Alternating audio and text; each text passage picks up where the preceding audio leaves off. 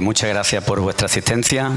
Hoy, dentro del ciclo de las conferencias del Festival de las Tres Culturas, contamos con un amigo, con un gran especialista en el periodo andalusí, un gran especialista medievalista con mucha experiencia tanto en investigación como en arqueología, con muchas publicaciones, y de 2016 lo tenemos muy cerca en el Museo de la Historia de Nerja, del que cogió por distintas circunstancias en una situación bastante dejémoslo ahí, y lo ha dinamizado y ha convertido el Museo de la Historia de Nerja en un referente no solo a nivel arqueológico, de difusión histórica, cultural, etnográfico, dinamización social. Y todo es una persona que lo hace con corazón, que lo hace con pasión y siempre con la mano tendida a cualquier propuesta de colaboración con cualquiera que le ofrezca algo que suponga investigación, promoción y puesta en valor del patrimonio histórico. Juan Bautista Salado Escaño es de Rincón de la Victoria, de Benegalbón. Desde pequeño era su pasión, la historia, la arqueología, y muy pronto empezó a realizar su sueño, su trabajo, haciendo historia en Málaga y pasando al tema arqueológico. De sus trabajos más destacados, o que más repercusión ha tenido últimamente, ha sido la villa romana de Antiopa en Rincón de la Victoria, que es un referente de puesta en valor de una villa romana. Y poco más. Hoy nos va a hablar en su conferencia La huella andalusí en la provincia de Málaga. Es una persona muy estricta, muy ortodoxa. No es romántico. Entonces, bueno, son muy respetables todas las opiniones y les damos las gracias por estar hoy aquí con nosotros. Muchas gracias.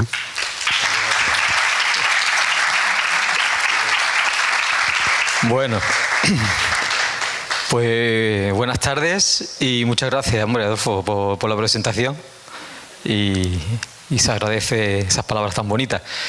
Yo encantado de estar aquí en Frigiliana, que es un pueblo tan bonito y tan cercano de Nerja, pues la verdad es que es como si estuviera en casa. La verdad es que la sala es muy bonita, yo no la conocía.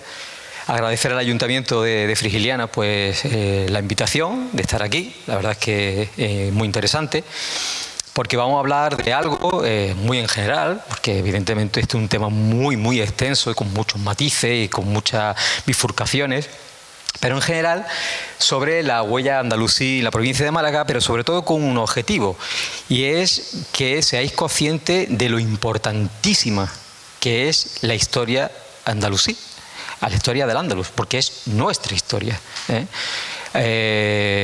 y siempre alejado de todos los matices políticos. Ya sabéis que ahora, pues, con estas confrontaciones que tenemos tan sumamente horrorosas, pues unos se apropian de una historia por un lado, otros por otro. Intento pues ser objetivo. Nosotros los arqueólogos somos científicos y a través de la evidencia, tanto textuales como materiales, pues intentamos ver qué pasó, qué consecuencias tuvo, ¿no? Las causas, cómo se desarrollan y las consecuencias que tuvo. Sí, voy a intentar también ser un poco provocativo, ¿no?, con algunas cosas, pero bueno, no tomarlas al pie de la letra, algunas cositas que las iremos desarrollando. Si dijera que Al-Ándalus es el origen actual de la España actual y Portugal, pues la gente, algunos me dirían que estoy loco o perdido, ¿no? No es exactamente así, pero sí, en el sentido. Tenéis que tener en cuenta que, tal como se configura el estado actual de España, tiene mucho que ver con la presencia de Al-Ándalus.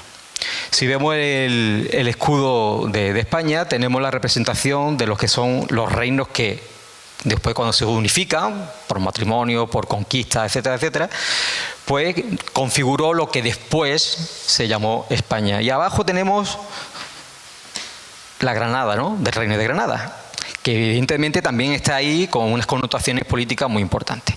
Pero bueno, ahí está. La cuestión es que todos esos reinos se configuran porque existe algo, que es Al-Ándalus. Porque esos reinos no existían antes.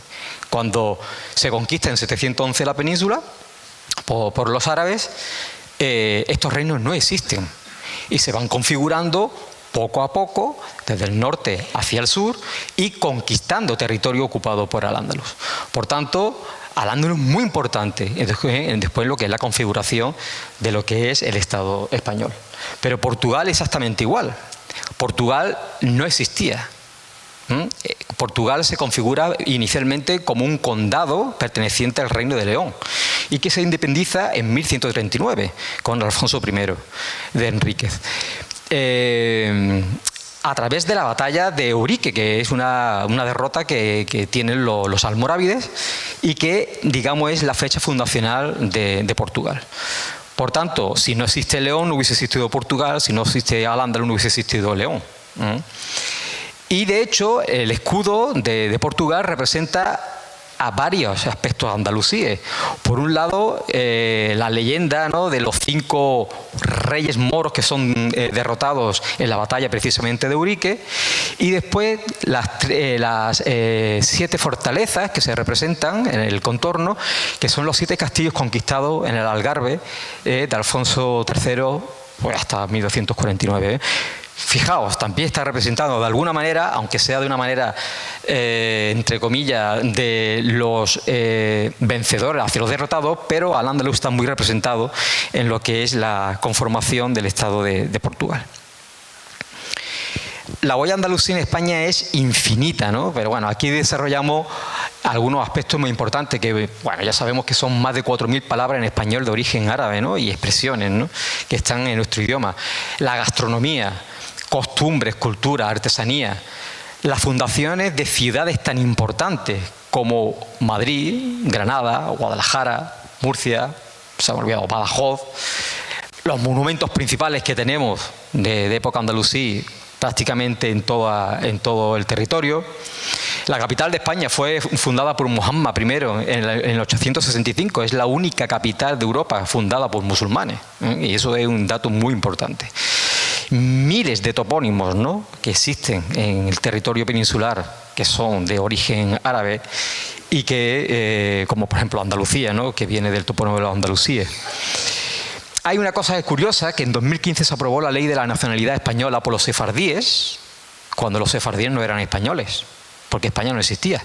Así de sencillo, ¿no? Los sefardíes, en todos los casos, algunos eran andalusíes, y otros serían castellanos, etcétera, etcétera. Porque Sefará es el nombre que se le da a la península, ¿no?, en hebraico. Pero sin embargo, fijaos, no se han hecho los mismos con los descendientes de Andalucía y moriscos, ¿no?, que existen también, ¿no?, en el norte de África, en muchos sitios. Entre otras cosas, ahí también hay una connotación política importante, ¿no? Y esto también enlaza con que hay un montón de estudios sobre juderías, sin embargo hay muy pocos y escasos estudios sobre morerías en ciudades cristianas. Cada vez hay más, sobre todo desarrollado en la Universidad de Valladolid, pero al final los recientes estudios están demostrando que en época andalusí plena, no había exactamente juderías y no había exactamente barrios donde se hacinaban o vivían los judíos o los cristianos, sino que hay barrios donde mayoritariamente vivían judíos, pero que estaban mezclados con cristianos y con musulmanes. Y eso en la fuente se ven claramente, ¿no? Parece ser que esto ya de propiamente judería es bastante más tardía, pero en época andalusí parece ser los estudios que estos barrios como guetos pues no eran exactamente así. Cuando la gente habla o piensa sobre Al-Ándalus, siempre se piensa en una foto única, ¿no? Y estamos hablando prácticamente de 800 años de ocupación. Por tanto, la sociedad andalusí del 711 nada tiene que ver con la sociedad andalusí del 1892, ni en lo territorial, ni en lo social, ni en lo cultural. Es decir, hay una evolución enorme y que por tanto Al-Ándalus no es una foto fija. Aquí estamos viendo más o menos los mapas que reflejan lo que en un momento determinado era Al-Ándalus. En principio era una provincia de todo lo que era el imperio, con capital en Damasco, el imperio árabe, capitaneado sobre todo por la dinastía Omeya, pero a partir de 756 sí se declara como emirato independiente por Abderramán I y por tanto con una independencia total de lo que sería Damasco. A partir de ahí, ya con la instalación del califato en el 929, pues hay una fluctuación de fronteras, no llegan exactamente al norte de la península. Pero tenéis que tener en cuenta que cuando, por ejemplo, nosotros hacemos guía en el Museo de Nerja y le preguntamos a la gente qué es Al-Ándalus, la gran mayoría de las personas contestan que es Andalucía. Muchísima gente. Y otros que es España. Ni mucho menos. Al-Ándalus trasciende a Andalucía y trasciende a España, porque Portugal era Al-Ándalus. Incluso la Narbonensis, toda esta parte de aquí, fue Al-Ándalus. Barcelona fue Al-Ándalus, Lisboa fue Al-Ándalus, ¿no? Por tanto, Al-Ándalus va más allá que lo que es propiamente actualmente España y lo que es propiamente la península ibérica. Evidentemente, después ya con el avance cristiano hacia el sur va perdiendo territorio hasta llegar al Reino de Granada, que fue el último reino andalusí en la península. Estas son cosas básicas, pero es importante que lo sepáis, ¿no? Árabe, porque la gente también confunde mucho las terminologías, ¿no? Y hace ahí como una especie de potaje y la verdad es que se lían y crea mucha confusión y creo que es importante recordarla. Árabe es quien vive o es originario de la península arábiga, o aquellos que culturalmente son árabes. No, pues ahora mismo son 27 estados, ¿no?, los que conforman la Liga Árabe, con una variante importante, pero culturalmente sí son árabes. Musulmán, pues quien practica la religión islámica, no necesariamente es árabe. Indonesia es el país musulmán más grande del mundo y no son árabes, ¿no? Al igual que hay árabes que no son musulmanes. Por ejemplo, el Líbano es un ejemplo muy importante, ¿no? Un país árabe, pero donde la mayoría es maronita, es cristiana maronita. Bueno, o era, porque ya cada vez quedan menos, ¿no? Bereber, pues quien es originario de las tribus del norte de África, ¿no? Los amasíes, ¿no? Que son de esto, que era una base social muy importante del componente, sobre todo demográfico, que entró a la península en el 711. Mozárabes, por los cristianos que vivían en territorio ocupado por el poder musulmán, que era en principio la gran mayoría de la población de Al-Ándalus, ¿no? Es decir, cuando entran las tropas árabo-bereberes, aquí todos eran cristianos prácticamente, ¿no? Y por tanto, a partir después de una confluencia, incluso de las conversiones, pues la gran mayoría eran cristianas. Los muladíes, pues son cristianos convertidos al Islam, y eso sucede en todo el territorio que van conquistando, tanto en Occidente como en Oriente. Mudéjar, pues musulmán que vive en territorio ocupado por el poder cristiano. Y además es una palabra peyorativa, es decir, que al principio esa palabra pues tenía todo el sentido peyorativo que se le puede dar. Morisco, musulmán convertido al cristianismo, sobre todo a partir del siglo XVI. Y esta zona pues estaba lleno de moriscos, ¿no? Y andalusí, pues todo aquello que se desarrolló o perteneció al Andalus, indistintamente a la religión o a la comunidad a la que perteneció. Tan andalusí era el cristiano como el musulmán como el judío, porque formaban parte de lo que era Al-Ándalus. Pero a pesar de mucho tiempo que ha pasado, de la influencia que indudablemente ha tenido Al-Ándalus en nuestra historia, ya hemos visto en la historia española, andaluza y provincial, se sigue se sigue confundiendo términos, se siguen encauzando proyectos de forma errónea, y la profesora Calero Secal, en una conferencia que dio en el año 2019, dijo una cosa que es muy bonito, que es que indudablemente la historia de Al-Ándalus es una historia de un olvido y de un silencio programado, ¿no? Que viene desde la época de los Reyes Católicos prácticamente, ¿no? Y que por distintos avatares, por H, por B, pues se ha ido prolongando prácticamente hasta la actualidad. Y fijaos, esta noticia es de hace muy poquito, de hace 3 o 4 días. Y aunque el titular más o menos está bien, dice, esto es de la Mancomunidad de Municipios de la Axarquía, dice, queremos potenciar el amplio legado andaluz de la Axarquía junto a otros destinos de España. Está bien, ¿no? Pero cuando se empieza a desarrollar la noticia, en las propias declaraciones de los políticos, dice el pasado morisco. Pero no porque se quieran focalizar en el pasado morisco a partir del siglo XVI, sino porque todo, ¿no? Al-Ándalus son los moriscos, ¿no? Es decir, hay un totum revolutum que lo mezclan ahí. Y hablan también de la última zona reconquistada, ¿no? Cuando sabemos claramente que no fue una reconquista, que fue una conquista, ¿no?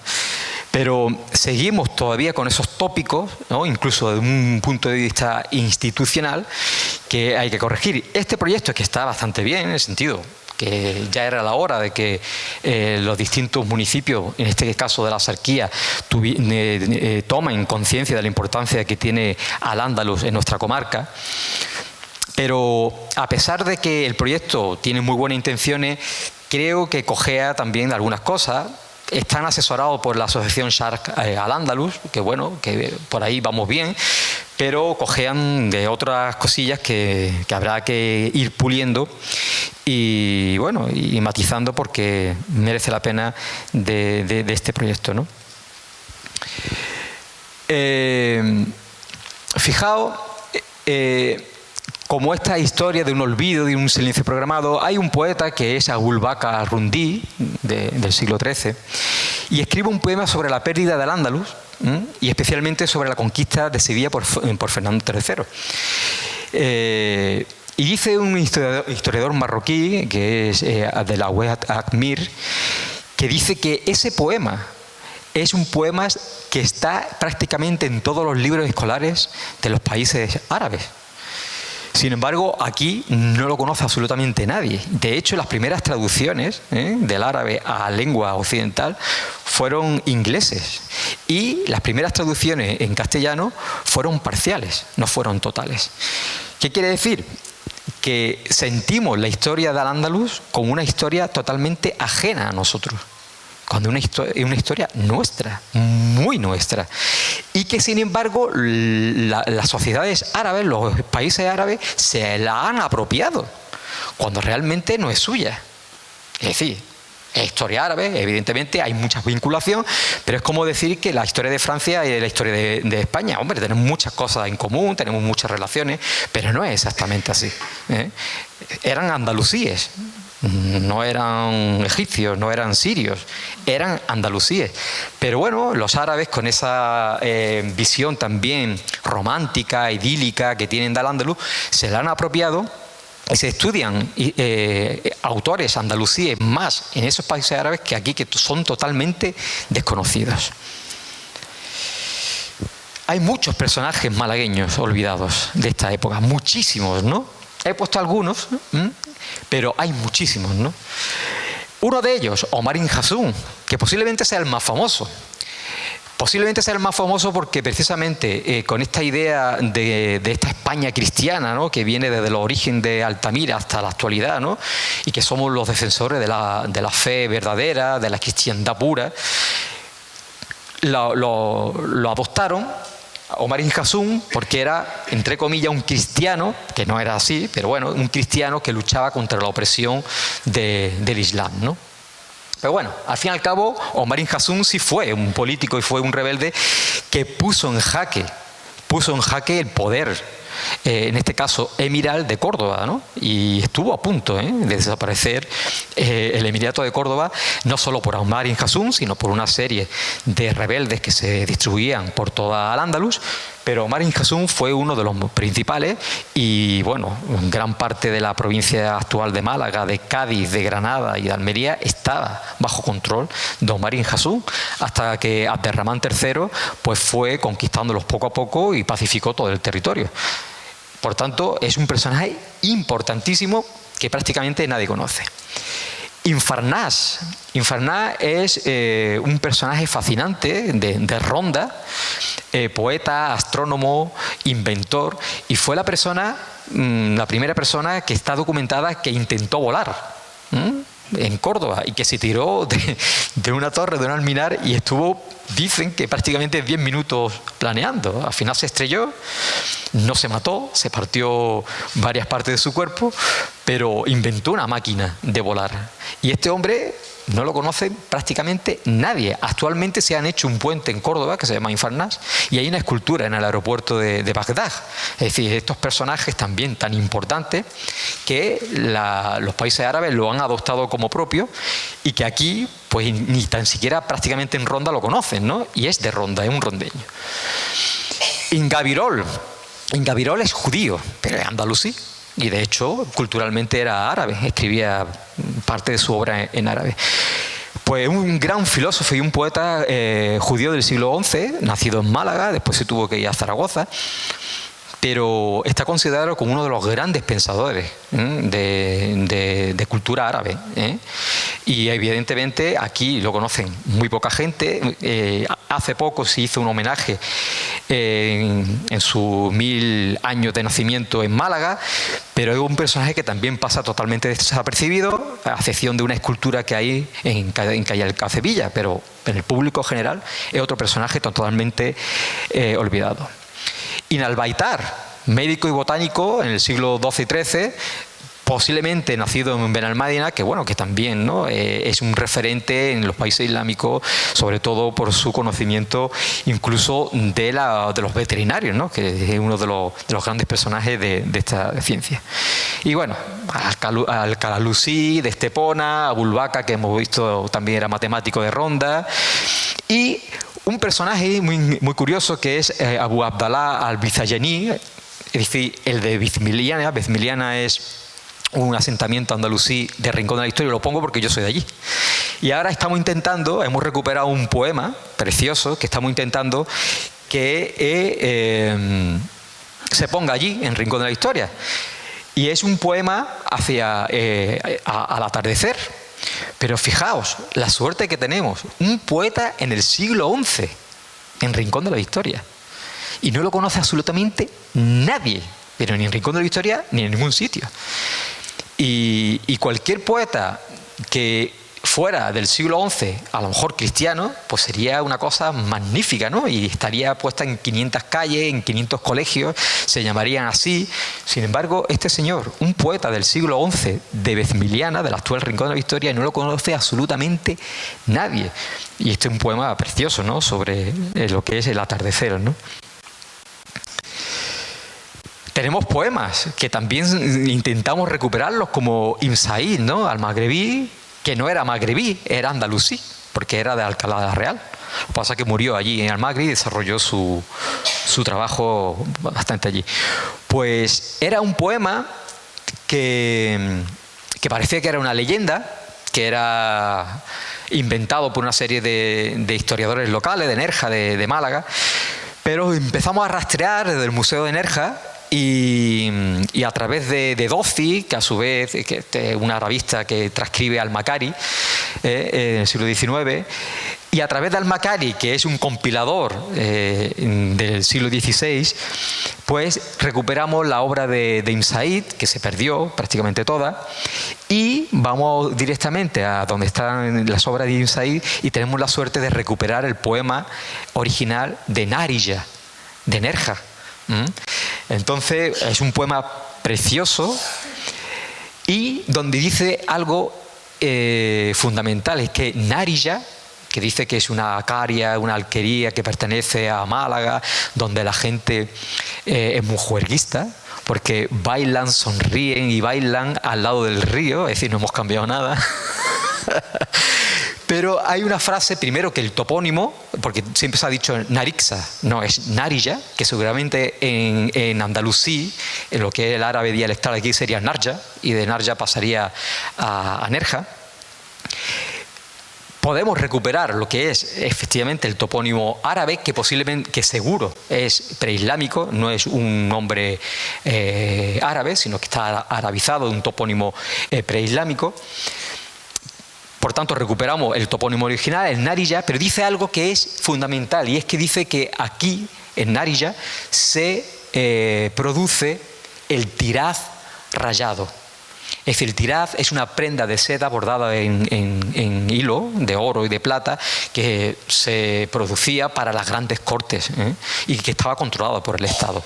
Y por tanto, Nerja se dedicaba, entre otras cosas, al tiraz rayado. Y eso gracias a poemas que estaban ocultos y que poco a poco vamos desvelando. En esa lucha del olvido y el silencio programado hemos intentado rescatar los libros y los manuscritos de Cútar. Un trabajo que hemos hecho desde el Museo de Nerja. En 2003 aparecieron en una obra 3 libros, 2 manuscritos de un alfaquí, Muhammad al-Yayar, que era alfaquí e imán de la mezquita de Cútar, y que con la conversión forzosa en 1500 él huye y esconde en su casa 2 manuscritos suyos, donde había libros transcritos, había sentencias judiciales, bueno, una cosa espectacular, y un Corán de época almohade. Y están intactos. Bueno, eso estaba ahí, olvidado, y hemos hecho un museo en donde se explica la vida de Muhammad al-Yayar, que es alfaquí e imán de Cútar ya en época de conquista. Es decir, él entra en 1490 en Cútar, cuando ya todo este territorio está conquistado por los cristianos. Pero contamos toda la historia, por qué se ocultaron los libros, y explicamos la evolución de lo que es una alquería andalusí a lo que fue después una villa propiamente cristiana. Pero aquí también hay un grado de crítica. Este museo inicialmente se llamaba el Museo del Monfí, cosa que me parecía horroroso, entre otras cosas porque en Cútar no hubo monfíes. Monfíes son rebeldes que con la rebelión de los moriscos en el siglo XVI pues están en la sierra y están por ahí pues, combatiendo contra los cristianos, los castellanos. Pero Cútar no formó parte de la rebelión, lo sabemos claramente que no formó parte, por tanto los monfíes no tenían nada que ver con la historia de Cútar. El museo sigue llamándose Museo del Monfí. Y el ayuntamiento, no sé por qué, no le cambia el nombre, cuando realmente se llama Centro de Interpretación de la Alquería de Cútar, de la Alquería de Cútar, que es como se denomina en todos estos manuscritos. De todas maneras, os invito a que vayáis, que el museo ha quedado muy mono y es una historia fantástica. Esta de hecho, la fiesta de los Monfíes, que sigue llamándose de los Monfíes, que en octubre le hemos propuesto al ayuntamiento que se llame la fiesta del alfaquí. ¿Por qué? Porque es un personaje espectacular y es propiamente de Cútar, ¿no? Pero bueno, ahí estamos. Más historias olvidadas y recuperadas de la provincia de Málaga en este caso. Siempre se ha dicho que Abderramán I, el primer omeya, el que instauró la dinastía omeya en Al-Ándalus, pues desembarcó en Almuñécar. Claro, tenéis que tener en cuenta que cuando se ve la topografía desde el mar, en la costa, en toda esta parte solo había 2 asentamientos, que era Almuñécar y Málaga. Por tanto, desde Almuñécar y Málaga no había prácticamente nada en la costa. Por tanto, cuando los cronistas quieren decir, ubicar dónde desembarca Abderramán I, que por cierto desembarca por culpa de una tormenta, es decir, no tenía intención de desembarcar, ellos dicen que desembarca en una playa al oeste de Almuñécar. Pero ha aparecido unas crónicas, que esto lo ha estudiado Virgilio Martín Enamorado, donde se dice dónde desembarcó Abderramán I. Y dice que desembarcó en una playa que se llamaba Villut Rillana. ¿A qué os suena? A Burriana.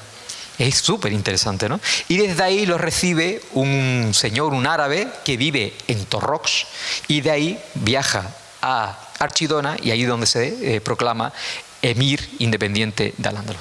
Pero fijaos qué historia más fascinante, ¿eh? Esto tampoco teníamos rastro en Nerja, ¿eh? Ahora está en el museo, por fin, y también le hemos propuesto al ayuntamiento poner un monolito allí importante. Sabía que en Burriana aquí desembarcó Abderramán I, porque creo que es una historia crucial para la historia de Al-Ándalus, ¿no? El desembarco de un personaje tan importante, el constructor de la mezquita de Córdoba, pero sobre todo el que instauró la dinastía omeya, que es el periodo más esplendoroso del Al-Ándalus, desembarcó nada más en una playa que actualmente es Nerja, ¿eh? Es una cosa fascinante. También hay un montón de leyendas que están ahí. Ya sabéis que las leyendas pues, son muy folclóricas y bueno, pero es decir, este pasado de Al-Ándalus, sobre todo las historias de frontera, ¿no? De ya cuando esto era el reino nazarí con la frontera castellana, pues tenemos pues, la pella de los enamorados de Antequera, la leyenda de la rosa de Benadalí, que son pues, una musulmana y un cristiano que se enamoran y al final se envenenan con una espina de una rosa. El tesoro de Intasufín, el sultán, el califa almorávide, que deposita su tesoro en la cueva del Higuerón, de Rincón de la Historia, la que se llama ahora Cueva del Tesoro por culpa del tesoro de Intasufín. Por cierto, que es mentira, ¿eh? Pero bueno, está esa leyenda y está refugiada en esta cueva. Y ahora una cosa que se ha puesto súper de moda es Sir James Douglas en Tebas, que es el Braveheart, ¿eh? Que parece ser que estuvo en Tebas, camino hacia Jerusalén, en las cruzadas, y ahí murió y su corazón pues se lo llevaron hacia el corazón del rey, ¿no? Porque lo llevaba él, se lo llevaba a Jerusalén, pero al final lo mataron en las guerras de frontera. Y bueno, ahí hay una leyenda, pero que se ha hecho muy famosa en Tebas, y de hecho hay una fiesta que ahora explicaré. Porque precisamente hay nada más y nada menos que, aquí he puesto 14 fiestas dedicadas al pasado andalusí. Pero esto lo digo de forma peyorativa y con una crítica muy grande, porque al final no son fiestas andalusíes. Lo siento, concejala, al final se han convertido en una fiesta que son exactamente iguales, vaya donde vaya. Están los mismos mercadillos, está la danza del vientre, cuando aquí en el Andaluz no se hacía la danza del vientre, y parecen más historias de Bagdad que lo que es propiamente Al-Ándalus, ¿no? Pero fijaos la cantidad de fiestas. Y a esta hay que unirles dos más, que la Feria de Málaga, que se conmemora por la conquista de los Reyes Católicos de Málaga. Es decir, la gente no sabe que la Feria de Málaga, que terminó ayer, se celebra en conmemoración de la conquista de Málaga. Y una fiesta que se han inventado hace relativamente poco en Vélez, que es el Día de los Reyes, que también conmemora la conquista de los Reyes Católicos de Vélez, Málaga. Pero fijaos, son 14. Y como os decía, muchas inspiradas sobre todo en los moriscos, en la rebelión de los moriscos del siglo XVI, pero otras, pues bueno, intentando evocar el pasado andalusí, incluso en pueblos que no existían en época andalusí, como Carratraca, ¿no? Porque Carratraca es un pueblo ya que se funda en el siglo XIX, ¿no? Pero bueno, ahí está, pero sobre todo no van buscando realmente la esencia del andaluz, de que la gente aprende al andaluz, sino solo el folclore, que se llenen los pueblos y comprar los típicos productos que se compran en cualquier mercadillo de cualquier época. ¿Qué es romana? Pues es lo mismo, pero vestido de romano. ¿Qué es andalusí? Pues se visten de lo que sea, porque tampoco son muy exhaustivos en la vestimenta. Pero bueno, ahí está, y habría también que ir puliendo estas cosillas, ¿no? Desde un punto de vista arqueológico y patrimonial, pues solo en la provincia de Málaga, hay nada más y nada menos que 43 castillos. 43 castillos que son de origen andalusí. Como muy bien decía mi querido amigo y profesor Manuel Acien Almansa, Al-Ándalus es un país de husum, es decir, de castillos. Efectivamente, todo el territorio estaba articulado en torno a los castillos. Sobre todo los que son los medios rurales, porque tenemos que tener en cuenta que Al-Ándalus es una sociedad islámica tributaria que sobre todo se basaba en las ciudades, es una sociedad eminentemente urbana, donde claramente el agro, lo que es la agricultura y el campo, tiene también mucha fuerza, porque tiene que suministrar sobre todo a las ciudades, ¿no? Y con una red de alquerías también muy extensa, ¿no? Pero que la población se articulaba también en torno a las ciudades y a estos castillos que están distribuidos en todos los sitios. Aquí también incluimos alcazabas, que la alcazaba es una fortificación eminentemente urbana. ¿Vale? Las alcazabas son esos grandes castillos que son pequeñas ciudades dentro de las ciudades, y las hacían los gobernantes precisamente porque tampoco se fiaban de las ciudades. El caso de Málaga es muy curioso. En la alcazaba de Málaga la construyen los almudíes, que es una dinastía que son los herederos del califato omeya, además aceptados por las distintas taifas, ¿no? Aunque sea nominalmente, pero inicialmente sí lo aceptan.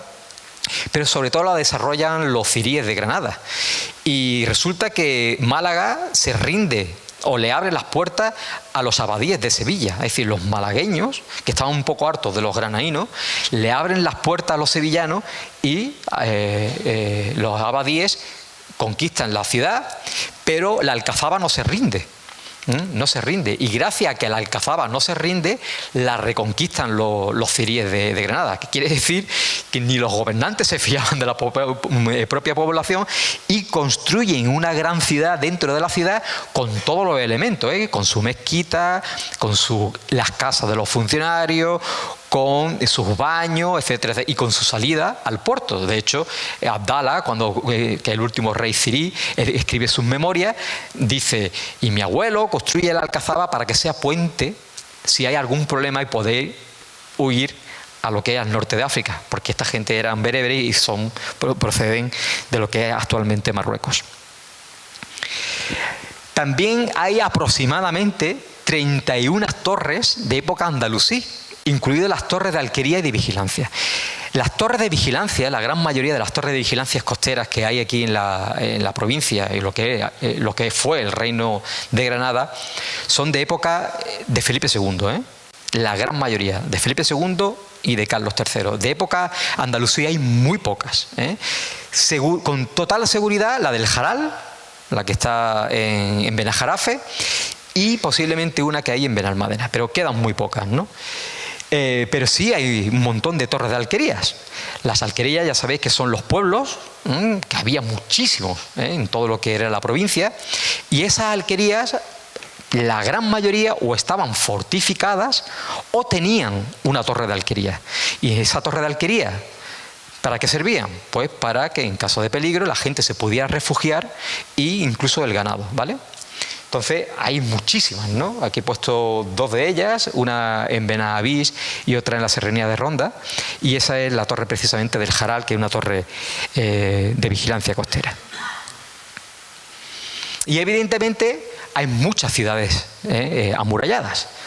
En este caso está la Puerta del Almacábar, que es una de las puertas principales de la ciudad de Ronda, y la Puerta de Málaga, que es de Belén Málaga, ¿no?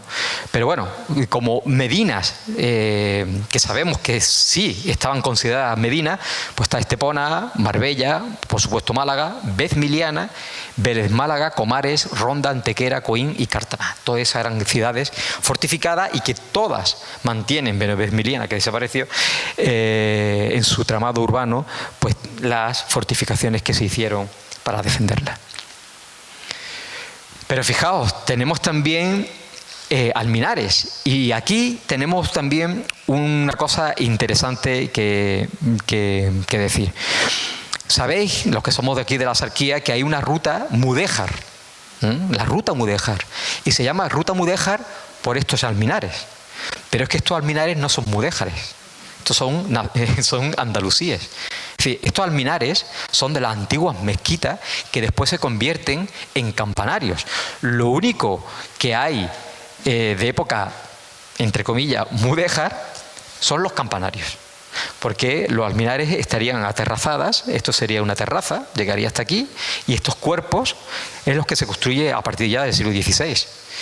Pero fijaos, en vez de decir, yo qué sé, la ruta de los alminares, le dicen la ruta mudéjar. cuando no tienen nada que ver. Es decir, esto no es arquitectura mudéjar, esto es arquitectura original de época nazarí. Es una cosa espectacular.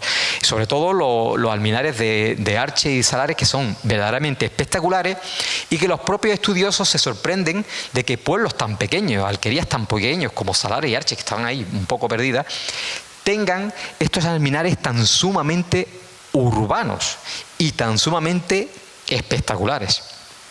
Y pensamos que la explicación es curiosa.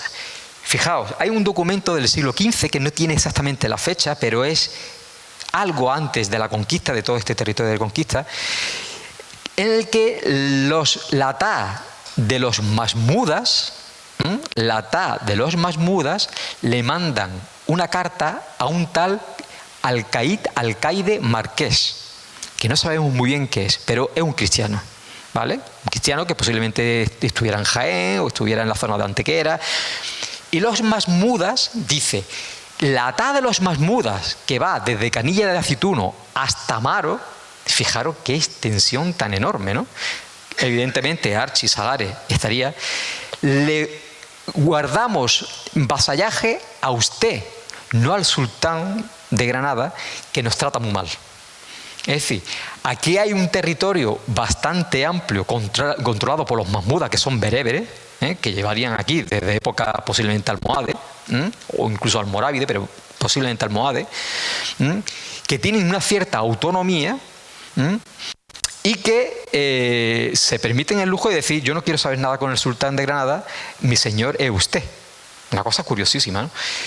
Y posiblemente esta gente que proceden precisamente del norte de África, pues son los constructores de estas mezquitas con estos alminares tan sumamente bonitas. Esta alminar es el alminar de Belén Málaga, del convento de San Francisco, que es una maravilla, también muy urbano, aunque claramente sí ya corresponde a una ciudad con la extensión y con la importancia que tenía Belén Málaga, ya que es el alminar de San Sebastián de Ronda, que es lo mismo, ¿no? Se le llama de San Sebastián porque es la antigua iglesia que había allí. Conservamos también dos mihrab, ¿no? Uno en la Santa María de la Mayor de Ronda, que se puede ver, aunque no la tienen muy bien expuesta, pero bueno, se puede ver. Y otra en lo que es el barrio de San Francisco, de Belén Málaga, que estaba haciendo durante la realización de una obra, de una casa, pues apareció en lo que es el patio trasero este mihrab de época nazarí, maravilloso, de una pequeña mezquita de barrio que había allí, precisamente muy cercana a lo que es la mezquita del actual convento de San Francisco. Pero bueno, ahí está. Un poco triste porque resulta que prácticamente no lo abren, no se puede ver, cuando es un elemento espectacular y que solo hay dos en la provincia de Málaga, ¿no? Por tanto, también le hemos instado a las autoridades locales que le den más importancia de lo que tiene, porque es un elemento único. Mezquitas nos quedan muy pocas, ya sabéis que la mayoría se convirtieron en iglesias y otras se convirtieron en bodegas. Fijaos la connotación tan fuerte ideológicamente que tiene, ¿no?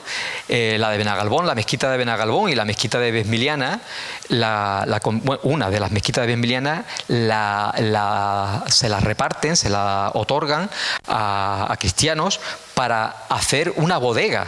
Ya sabéis que el vino está prohibido, ¿no? Y por tanto, fijaos, ¿no? Esa mala leche, ¿no? De decir, no, esta mezquita seguramente no eran grandes mezquitas, estas mezquitas no nos sirve para iglesia, no nos sirve para nada, la vamos a convertir en bodega, ¿no? Pero aquí tenemos en la provincia de Málaga dos, una que sí es bastante conocida, que es la de la Archidona, lo que es la ermita de Santa María, justo lo que es el castillo de Archidona, y una de un reciente descubrimiento que era un cortijo que se llamaba en Antequera, justo en el límite con Fuente de la Piedra y Sierra Yegua, y el cortijo se llamaba de la Mezquita, cortijo de las mezquitas. Y era un cortijo posiblemente del siglo XVIII, con un yacimiento romano también allí, y bueno, cuando tú lo veías desde fuera, pues todo el mundo pensaba que eso era reutilizado de lo que era la villa del yacimiento romano allí. Carlos González Cravioto, pues que es un arqueólogo que, bueno, se conoce la provincia de una manera verdaderamente impresionante, pasaba allí frecuentemente y llegó un momento en que estaba andando por allí y vio que el cortijo ya estaba cerrado y no vivía nadie. Se coló y vio esto. Es decir, el edificio está prácticamente entero. Es una cosa brutal. Él escribió un libro, es que la historia es muy, muy graciosa. Él escribió un libro, la interpreta como mezquita del siglo XI, y el arqueólogo municipal de Antequera, Manolo Romero, me llama. Me dice: Juan But, tienes que venir ya, que quiero enseñarte que va a salir una mezquita. Yo, ingenuo, pensaba que era una mezquita de una excavación y que había aparecido pues 1 metro con el mirra y poco más. Cuando yo entré ahí, me quedé alucinado, es que está entero. Es una cosa brutal. Lo que pasa es que dijimos que no era del siglo XI, que era más antigua, era del siglo IX, de época miral, entre otras cosas porque la arquitectura es muy parecida a lo que es la mezquita de Córdoba. Después hay muchas teorías, pero es un edificio que poco a poco se está recuperando, ha estado en peligro de abandono y de desaparición. Ya lo ha adquirido el ayuntamiento de Antequera, y se están realizando los primeros estudios, tanto arquitectónicos como arqueológicos, para determinar exactamente qué era. Porque parece ser que el último uso sí fue una mezquita, pero yo soy de los que digo que posiblemente anteriormente no fue una mezquita, que fue un edificio con otro uso, y a partir del siglo X se reutiliza como mezquita. Pero bueno, ahí están las teorías, pero un edificio brutal. También se conservan arquitecturas domésticas, sobre todo en Ronda. Aquí está la Casa del Gigante, una casa espectacular, y lo que es el famoso Pozo Moro, que es una arquitectura hidráulica impresionante, que os invito que vayáis. Y nos quedan solo un hammam que se pueda visitar, que es el de Ronda, que es espectacular. Pero fijaos, hay 2 hammams que son desconocidos. Uno en Belén, Málaga. Es decir, hay un hammam, esas fotografías son del hammam de Belén, Málaga, que es actualmente una casa privada, y que le hemos dicho al ayuntamiento que hay que hacer un esfuerzo para adquirir esa vivienda y recuperar el hammam, porque está entero. O por lo menos tiene parte del hammam, están enteros, y estáis viendo que eso es una de las partes de las salas de caliente con sus bóvedas. Y ese de la parte de arriba es un hammam que excavamos en el Museo Picasso de Málaga. Si habéis ido al Museo Picasso de Málaga, hay un patio trasero que da hacia el convento de San Agustín.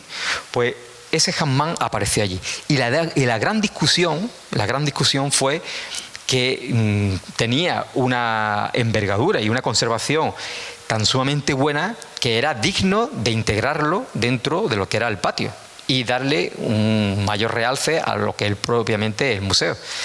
Hubo muchas discusiones, se enterró, no se puede ver, y es una pena. Entonces es un proyecto que espero que algún día se retome, porque el hammam está bastante bien conservado y es de los pocos que se conservan en la provincia.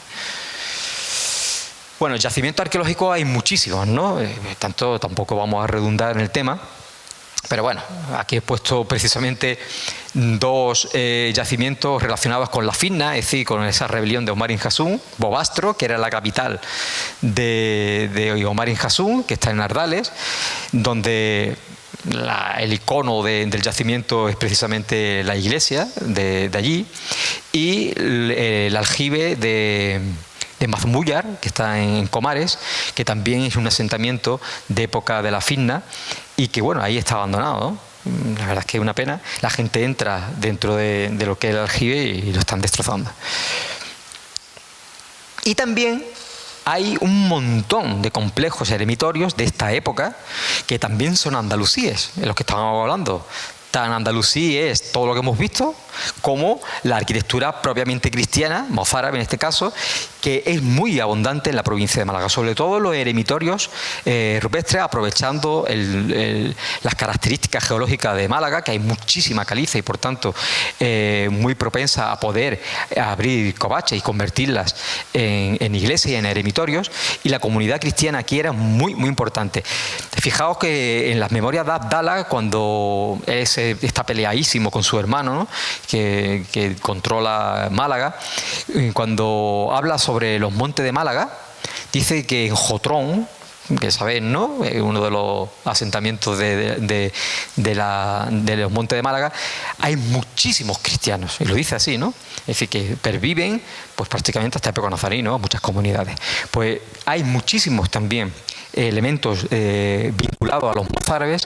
Y bueno, ya lo estáis viendo, ¿no? Son 10 conjuntos de eremitorios e iglesias rupestres en toda la provincia.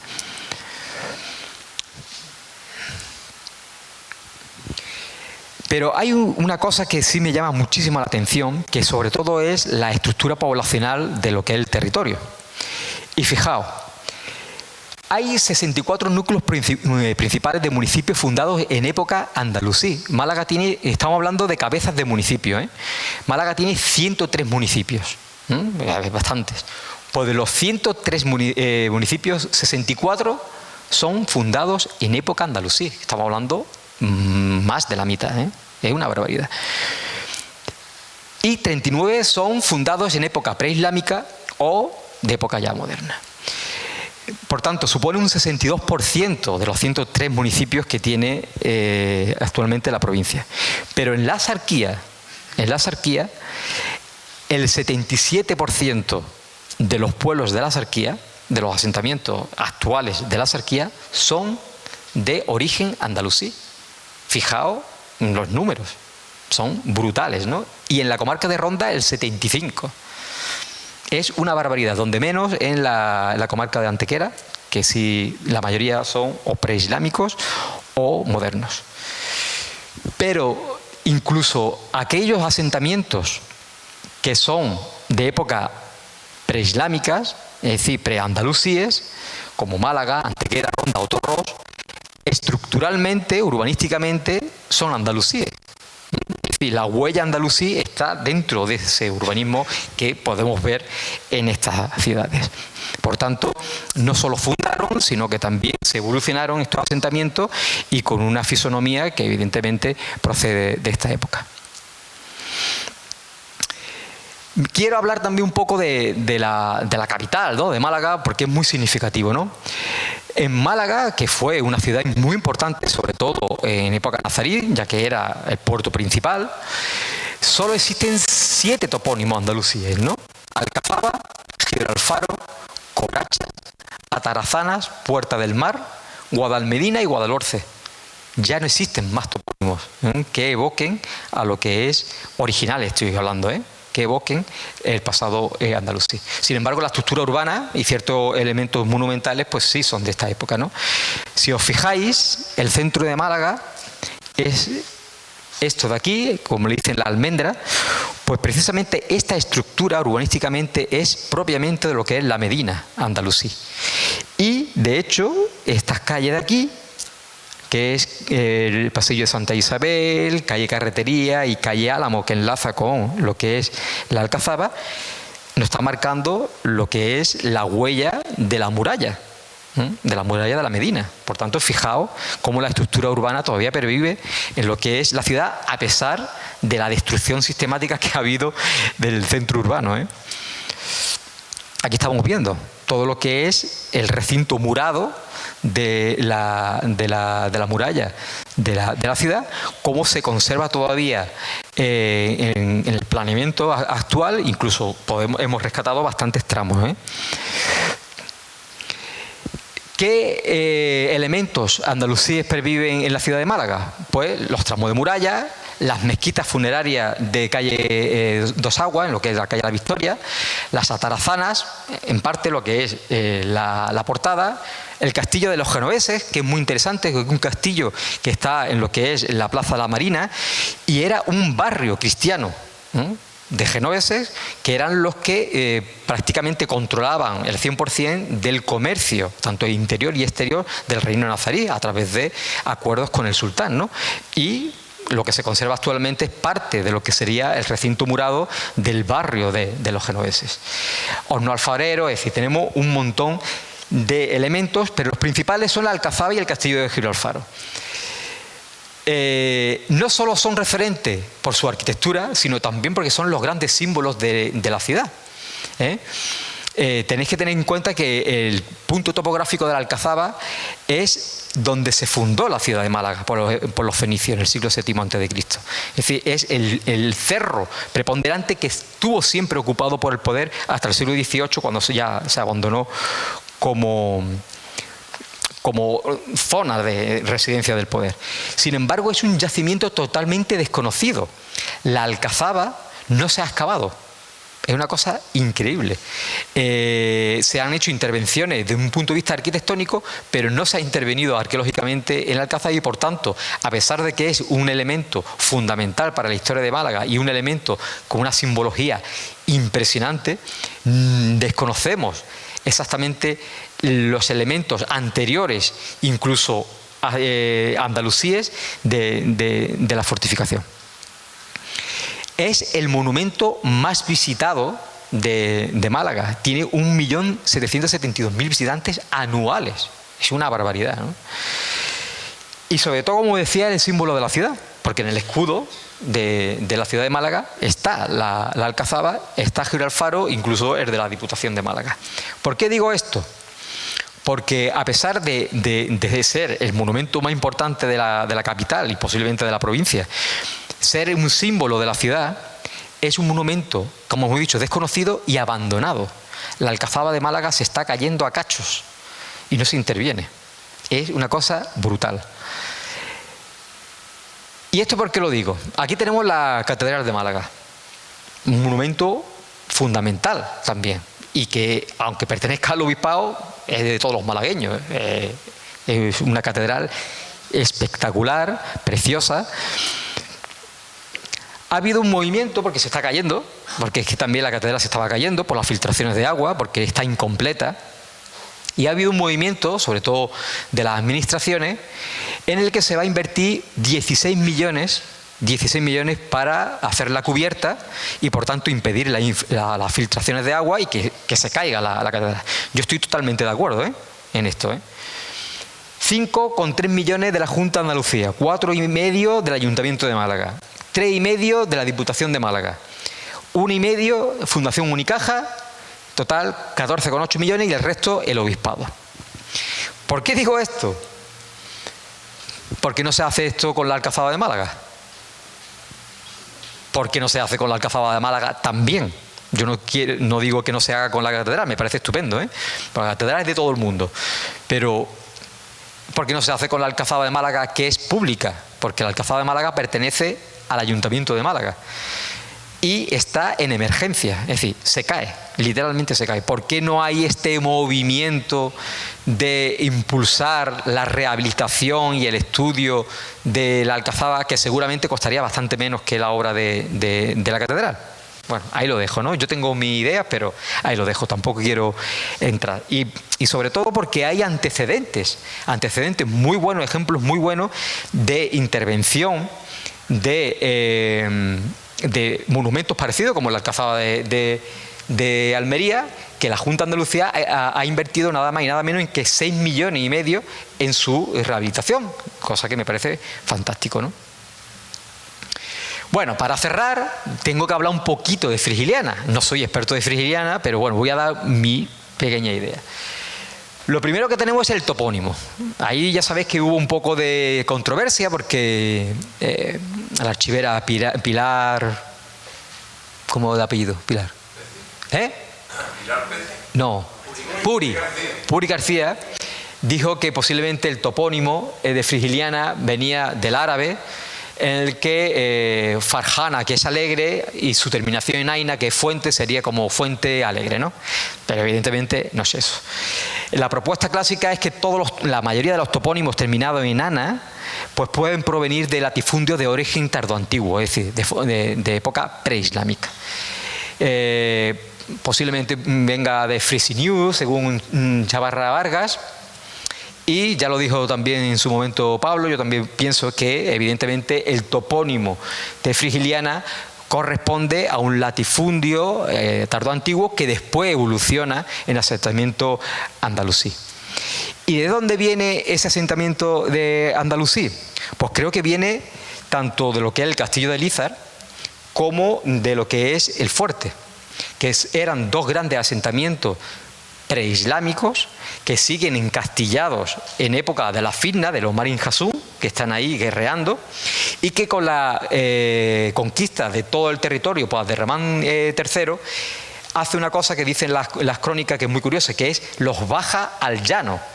Es decir, esa población que estaba enriscada en la montaña, los baja al llano para controlarlos. En algunos sitios es literal, como Nerja, porque Nerja y Maro se fundan en esta época, con Abderramán III, y los baja al llano. En Frigiliana no es exactamente así, pero los baja un poquito más a una zona más controlable, ¿no? Y esto pasa igual que Besmiliana. Besmiliana, Enrico de la Victoria, es un topónimo preislámico, es un latifundio tardoantiguo y que evoluciona también a una alquería árabe. Es decir, creo que Frigiliana sería exactamente el mismo caso que Besmiliana. Además, asentamientos que absorben a esa población enriscada y que el poder los baja al llano. Como hemos dicho, tanto Maro como Nerja y Cútar son topónimos preislámicos que tienen esta misma nomenclatura y esta misma evolución.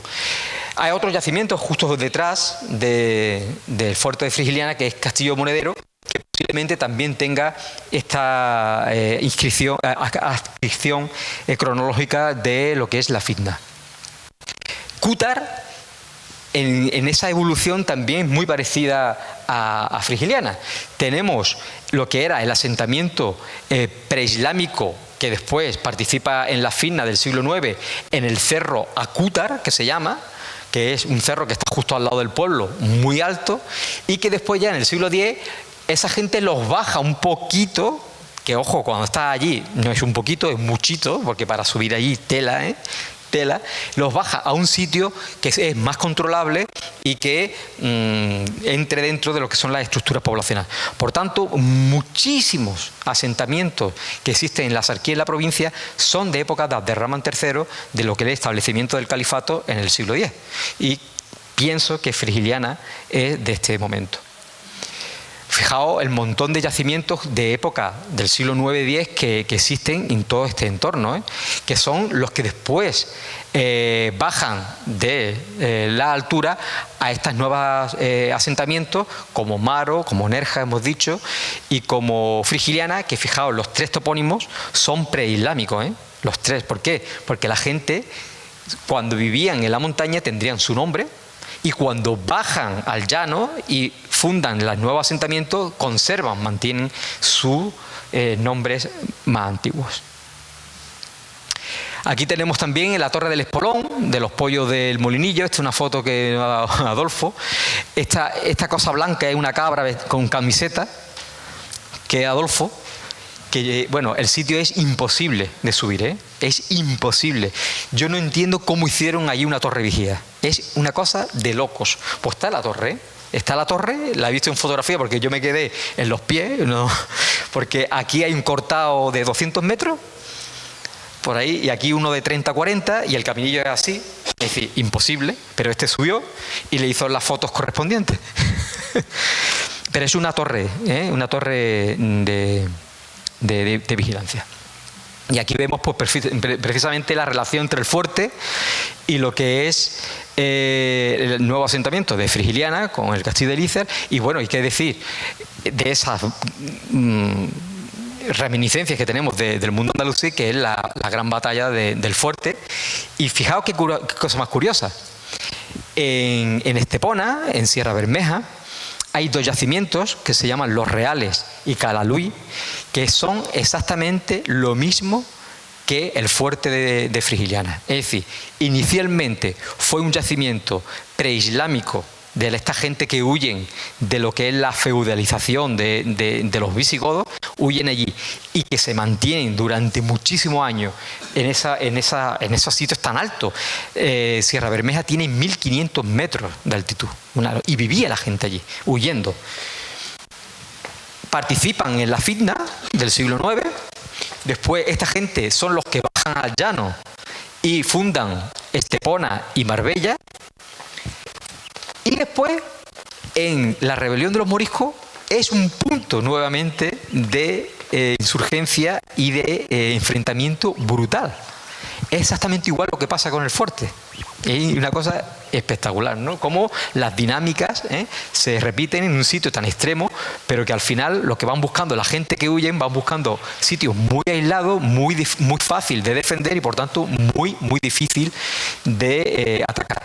En Calalui inicialmente los moriscos tuvieron más suerte porque arrasaron con las tropas castellanas y de hecho se describen el botín que adquirieron los moriscos de la paliza que le metieron a los castellanos. Aquí al final también fueron conquistados, ¿no? Pero inicialmente fueron bastante duros para conquistar.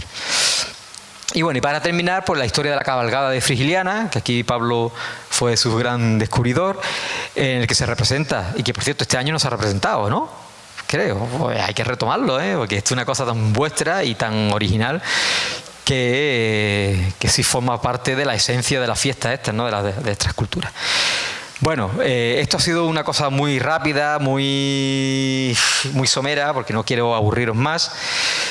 Sí quiero terminar que es importante que se haga un estudio muy exhaustivo tanto de los balates como de la estructura hidráulica que hay aquí en Frigiliana, porque estoy convencido de que muchas vienen de época andalusí. Ojo, esta no, pero bueno, la he puesto porque es muy bonita, pero estoy convencido de que gran parte de la red de acequias, de las huertas, de los balates que existen ahora, pueden tener ascendencia de época andalusí. Y es fundamental que se haga una carta arqueológica concejala. Una carta arqueológica con una prospección sistemática del término municipal para descubrir nuevos yacimientos y para darle una protección legal a esos yacimientos y poder investigarlos. Y estoy convencido de que aparecerán muchísimos. Porque es que en cualquier sitio donde uno investiga y prospecta, aparecen yacimientos de toda la época, por todos sitios. En el sitio más insospechado te aparece un yacimiento calcolítico, prehistórico o de época andalusí. Por tanto, es importante. En Nerja ya hemos empezado, por fin, las prospecciones. Por ahora no ha dado grandes sorpresas porque estamos en la zona litoral, pero cuando ya nos adentremos en la sierra estamos convencidos de que van a aparecer muchos yacimientos, ¿no? Y eso darle una carta legal en el planeamiento para que no se destruyan, para que la gente lo conozca y que los investigadores también podamos abordarlos, ¿no? Así que muchas gracias, espero no haberos aburrido y si tenéis alguna duda o una pregunta, pues aquí estamos.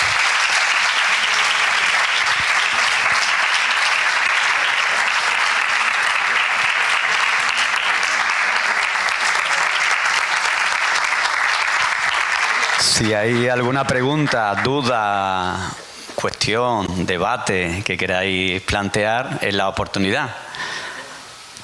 ¿Nadie tiene nada que decir? Venga, animaros. Yo sí quiero preguntar algo. Yo tengo mucha curiosidad. Un momento. Tengo mucha curiosidad por saber qué opinas. Yo tengo cántaro. Tengo mucha curiosidad por saber, por conocer tu opinión sobre por qué no se trabaja en la Alcazaba, en Málaga. Sí. Hombre, por la desidia política. ¿Es político única? Es político, porque coñazo estamos dando, Sí. Es decir, no son conscientes del valor que tiene la Alcazaba de Málaga. Primero como yacimiento. Es decir, forma parte de la fundación de Málaga. Málaga es la ciudad más antigua de Occidente arqueológicamente documentada junto a Cádiz. No hay una ciudad más antigua que Málaga. Cádiz, que tiene los niveles más antiguos de la propia Cádiz, son del siglo VIII a.C., y Málaga se fundó en la segunda mitad del siglo VII a.C. Es decir, es la segunda ciudad más antigua de Occidente, posiblemente, constatada arqueológicamente. Y se funda en lo que es la Alcazaba actualmente.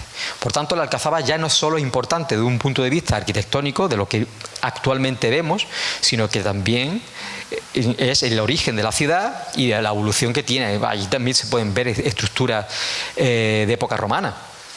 Pero si analizamos de una manera más o menos superficial lo que es las distintas tipos arquitectónicos de lo que es propiamente el recinto de la Alcazaba, vemos que tiene un montón de edificaciones distintas, desde el siglo XI, incluso del siglo X, hasta el siglo XVIII, ¿no? que es cuando se abandona y ya se convierte en un barrio, ¿no? Un barrio popular. Pero no le dan esa importancia. Y también, cuando hablo de Alcazaba, también hablo de Gibralfaro, porque al final es el mismo complejo. No le ven esa importancia que tiene como yacimiento y como símbolo de la ciudad, ¿no? Entonces, bueno, ahí estuvimos. De hecho, el 27 de marzo del año pasado el 27 de mayo, perdón, estuve con el alcalde allí. Porque yo cada vez que veo al alcalde de Málaga, la Alcazaba. Y claro, él pensaba que yo era muy exagerado, y cuando le hice el tour, él me reconoció que estaba peor de lo que pensaba. Pero bueno, ojo, y también lo voy a decir, no siempre la culpa son de los políticos, Una gran parte, muy grande, es de los técnicos. Muy, muy grandes. Muy, muy grandes. Y os lo explico. Y en el caso de Alcazaba es el gran ejemplo. Los políticos lo podemos echar, a los funcionarios no. Aquí hay algunos funcionarios, yo también lo soy, que cada uno aguante su pana. Pero si hay un político bueno y un mal funcionario, no se hace nada. Si hay un buen funcionario y un buen político, se hacen cosas, ¿vale? En la Alcazaba ha habido una señora, que no voy a decir el nombre, que ha estado 40 años de arqueóloga de la Alcazaba. Y esa es la máxima responsable de que la Alcazaba se esté cayendo. Indudablemente. Porque yo he trabajado en la Alcazaba mucho tiempo y el interés era cero. Es decir, ella es decir, yo he trabajado cuando se caía un muro, venía yo como arqueólogo, es decir, de cortafuegos, ¿no? Y ese es el gran, porque nosotros como funcionarios estamos obligados de coger al político y de hacerle ver que no solo está incumpliendo la ley, porque está incumpliendo la ley, cosa muy importante, sino que es muy importante para la ciudad rehabilitar un monumento como este. Por tanto, ¿por qué? Porque los políticos no le han llamado mucho la atención a eso, pero sobre todo los funcionarios han pasado de ella, Y te puedo contar más anécdotas, porque una vez, y es que a mí me duele mucho la Alcazaba, porque para mí es como mi yacimiento ideal, ¿no? Antes de la reunión que tuve con el alcalde allí, 5 o 6 años antes, por lo mismo, lo abordé, la Alcazaba en la inauguración de una exposición. Y estaba la directora general de Cultura de Málaga y la jefa de servicio. Te voy a presentar a la jefa de servicio. Hablarlo y esto y lo otro. Bueno, que tuvimos una charla intensa, la jefa de servicio y yo, y cuando terminamos se me acercó el alcalde y me dijo, bueno, ¿qué te parece? Y yo, que ahora entiendo por qué se está cayendo la Alcazaba. Ahora lo entiendo. No tenía ni idea ni ningún interés. Sí. La jefa de servicio, Pero es que el arqueólogo igual, Así que vamos a repartir las culpas, Que los funcionarios tenemos mucha culpa, muchísima, de lo que se hace o se deja de hacer. Claro. Sois los que aportáis el conocimiento. Y nadie nos echa, Claro. Y si te toca uno bueno, bien, pero como te toca uno malo, es para toda la vida. ¿Para que se vuelva entonces? Efectivamente. A ver si se preubica. Con el molino de maestro. Por ejemplo. De no saber tanto uno como otro y lo destruyen. Pero es que los políticos, en teoría, no tienen que saber. Tienen que gestionar. Ya. Y tienen que ser asesorados por sus técnicos. ¿no? Y a partir de ahí ya, pues unos estarán más preocupados, otros menos, pero si hay un técnico, oye esto, yo sé que muchas veces predican en el desierto, pero estamos obligados. Y os garantizo por experiencia propia que de tanto insistir se hacen cosas, ¿eh? Porque el Rincón de la Victoria ha pasado de ser el sitio donde más patrimonio se destruía al que mejor conserva el patrimonio ahora en la provincia de Málaga, que lo puedo garantizar. Y eso es pom, pom, pom, pom, pom, hasta que se han dado cuenta que sí, oye, pues eso está bien. Los arqueólogos también tenemos mucha culpa, ¿eh? Porque hablamos de filosofía cuando a los políticos no se les tienen que hablar de filosofía. A los políticos hay que hablarle de cuartos. Con esto va a ganar votos. Uy, entonces ya... Bueno, pues claro, pero hay que ser listo. Hay que saber navegar por... Sí, pero también hay que aportarle el conocimiento que tú tienes para que se impregne, ¿eh? de el sentir y la necesidad de que eso esté puesto en valor, ¿no? Está claro. Pero para eso están los técnicos y los especialistas y la Universidad de Málaga, que también tiene gran culpa, por cierto. La Universidad de Málaga es un desastre.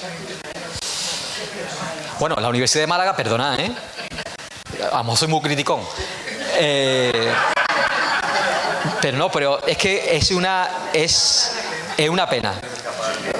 La Universidad de Málaga, la Facultad de Filosofía y Letras, no tiene ni un solo especialista en Al-Ándalus. Ni uno.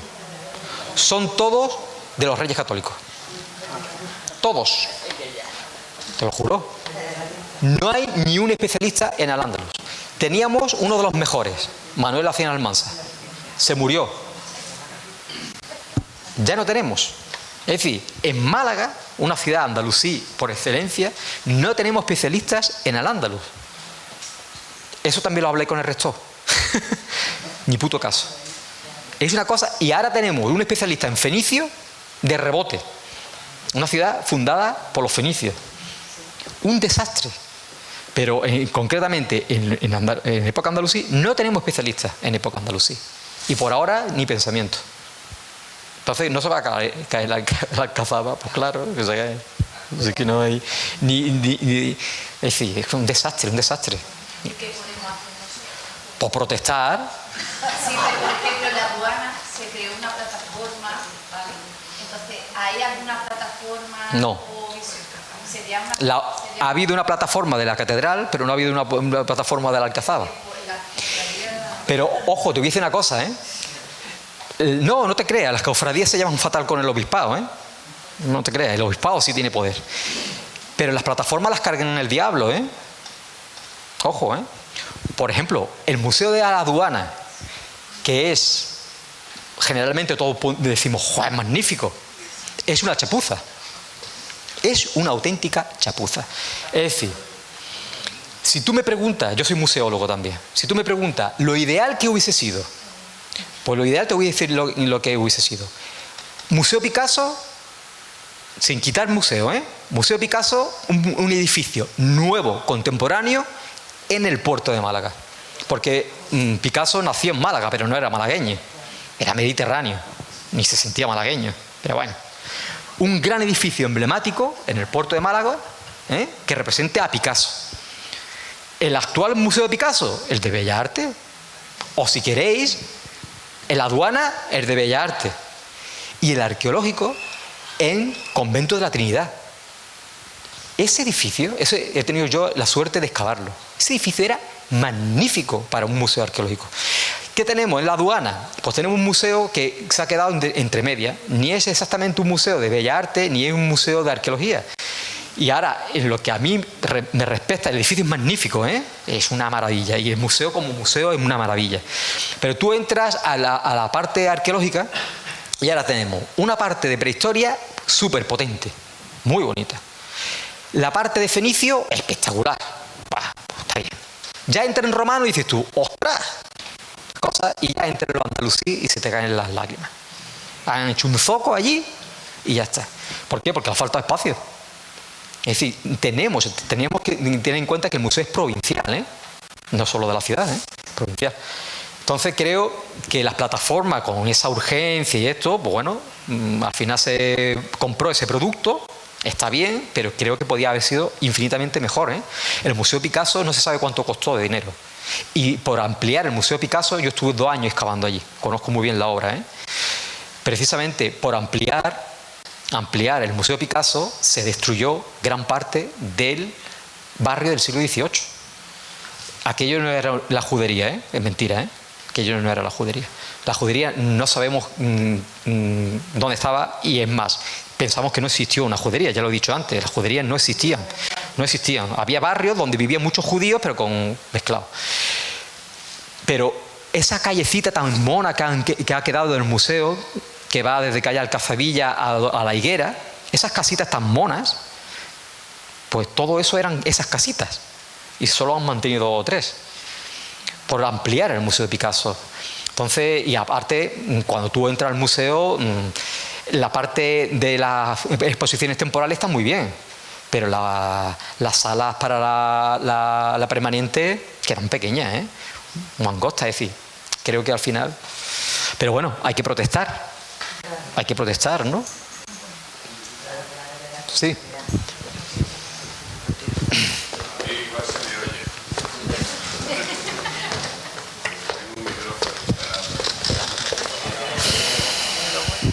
Hola, una cosa por la importancia que tienen las palabras y los conceptos. En la exposición que has hecho, cuando has puesto que no era una foto fija el Al-Ándalus, sino que tenía has hablado, creo que has utilizado el término ocupación o invasión, no recuerdo muy bien. No, invasión almorávide. Pero en realidad, ocupación, se habla como ocupación, pero ¿por qué cuando hablamos de cuando nos invadieron en algunos conceptos, en realidad cuando hablamos de los romanos nunca decimos la invasión romana? Conquista todo, sí. Y sin embargo decimos la invasión árabe, ¿por qué? No, yo he dicho conquista árabe e invasión almorávide. Y digo invasión, que también es una conquista, porque los almorávides entran por invitación, entre comillas. Es decir, cuando Alfonso VI conquista Toledo, que es una de las grandes capitales andalusíes, los distintos reyes taifas se preocupan bastante, muy. Y llaman a los almorávides: oye, venid para acá, que esta gente nos come. Ahí hay mucho debate, porque lo llaman para asustar al cristiano más que para que entren realmente, Hay crónicas muy interesantes. Al final es un elemento externo al Andalus, aunque son musulmanes. Eso es como el Daesh. Son musulmanes, pero están conquistando territorios también musulmanes.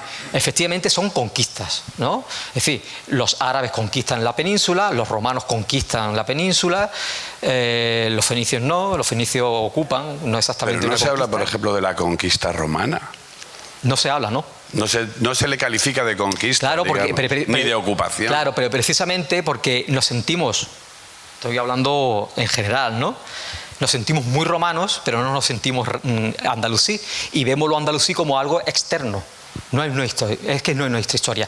Y cuando la historia andalusí tendría que ser obligatoria hasta en Cataluña. Es decir, que si Cataluña existe porque los carolingios hicieron la marca hispánica para defenderse de Al-Ándalus, ¿no?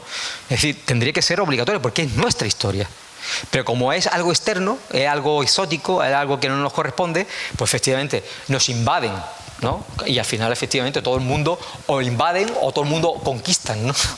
Pero vamos a ponerlos todo en el mismo saco. Y la islamofobia, ¿no? O acaso también porque el idioma que hablamos procede del romano, claro, no hablamos árabe. Claro. Sí, 4.000, sí, pero sí.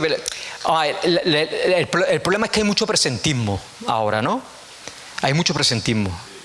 Mira, hay una conferencia que dio Aznar en Georgetown.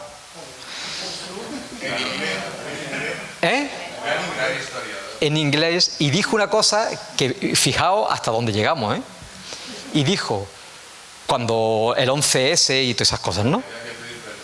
No, él dijo: la batalla contra el Islam y Al-Qaeda se inició en España en el siglo VIII.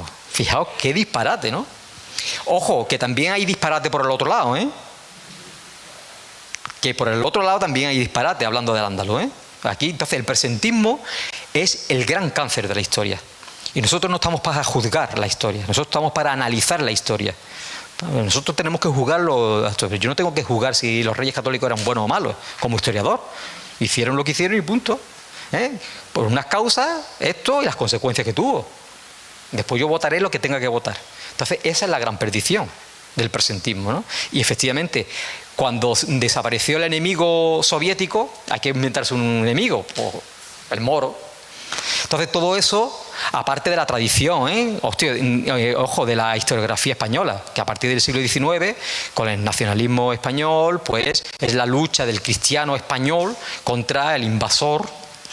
De hecho, reconquista no existe. No existe la reconquista, efectivamente. Ortega y Gasset dijo que una reconquista de 8 siglos, un poco larga, ¿no?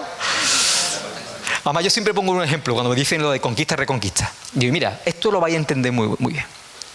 Si ahora a Pedro Sánchez se le va la olla, un poquillo más, y manda al ejército español a Argentina, ¿qué? ¿Una conquista o una reconquista?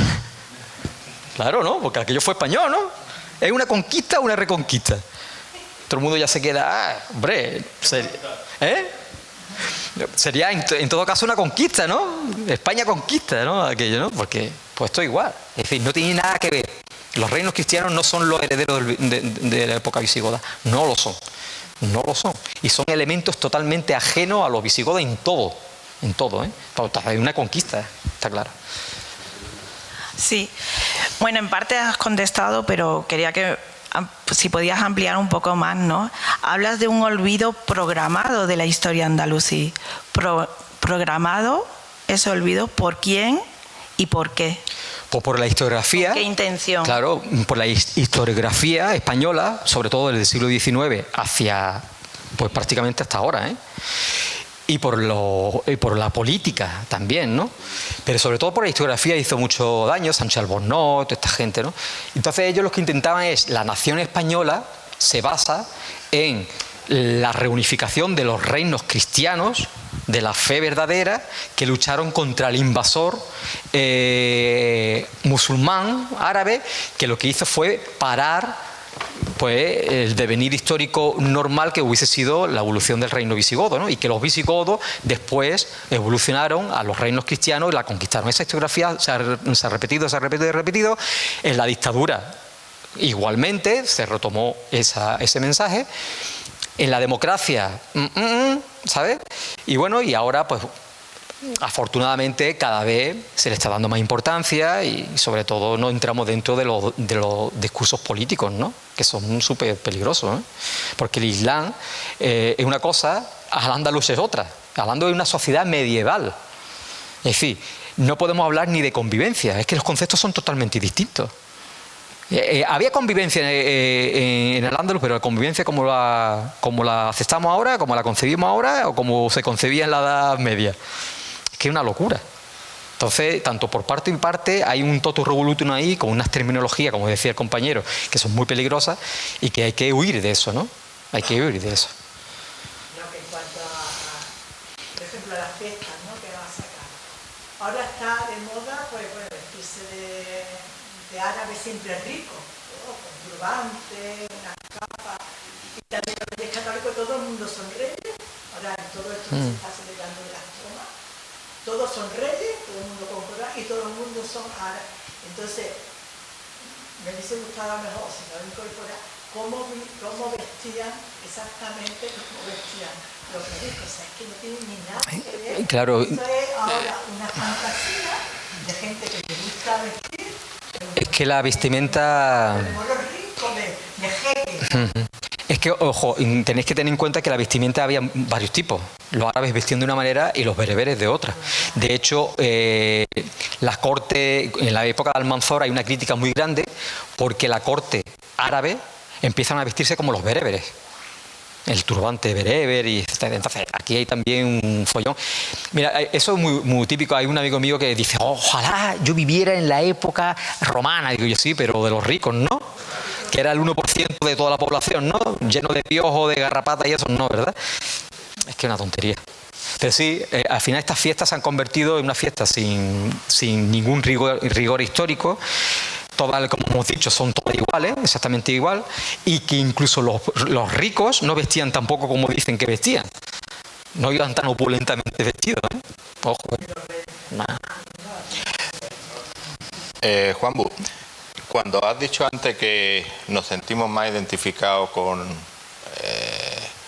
el Imperio Romano, con lo que es el romano, yo creo que el nativo de aquí de la Zarquía, los que hemos habitado estos pueblos, yo creo que nos sentimos más nazaríes que romanos, porque la cultura, las palabras, las tradiciones nos acercan más al nazarí que no al romano.